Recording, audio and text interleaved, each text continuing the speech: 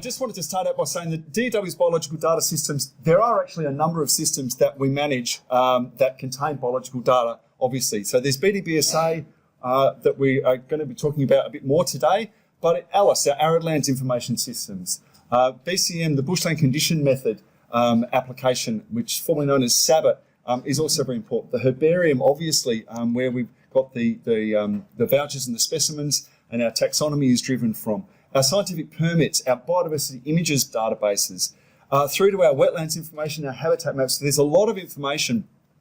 And often, many staff don't even know that they're using BDBSA and its friends, its relations there, when they're using Supertable and ENV maps. What our task is in the Environmental Information Unit in the Science Branch is to try and make these things work together. So in terms of BDBSA itself, it's about a common format, minimum set of data. It's all about validated records and records that we can rely on. And it maintains the taxonomic updates, which is a key underpinning for the way that things work in the world of biological information.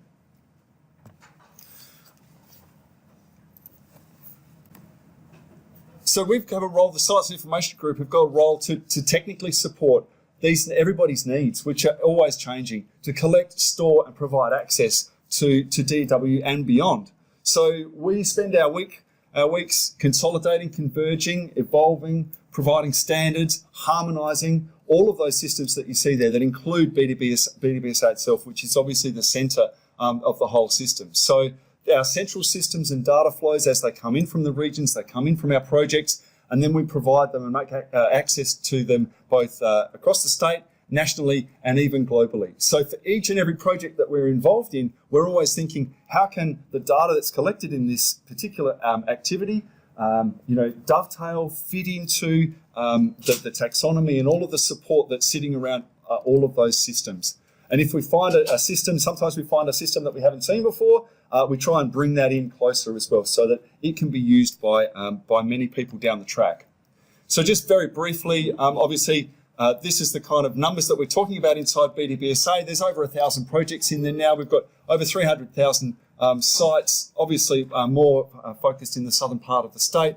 And just looking at those graphs on the bottom, just give you a feel for the decades or the dates of the observations that are there. There was obviously a focus with the Biological Survey in the late 90s, but that's still going. So there's some great historical information in there as well. Modern decision-making requires evidence, but projects don't often fund this data collection for decisions outside their scope.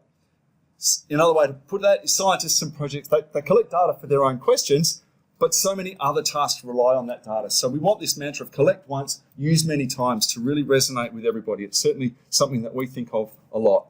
So if your data isn't sitting in BDBSA or isn't in those systems that we've got visibility and support for, then it's not used in all of these things. None of these actually go out and collect their own data. A few of these go and collect their own data. They all rely on this centrally managed, standardised, where the taxonomy is maintained in order to do these things where they're not collecting their own data. So environmental reporting, native veg assessments, development planning, taxonomic research is all critical. Biological data from DW is critical for all of these activities, but they need your data as well. So want to make sure that we get the message that you're thinking beyond your own project when you're collecting your data, and that's why we've got these kinds of systems and we support them.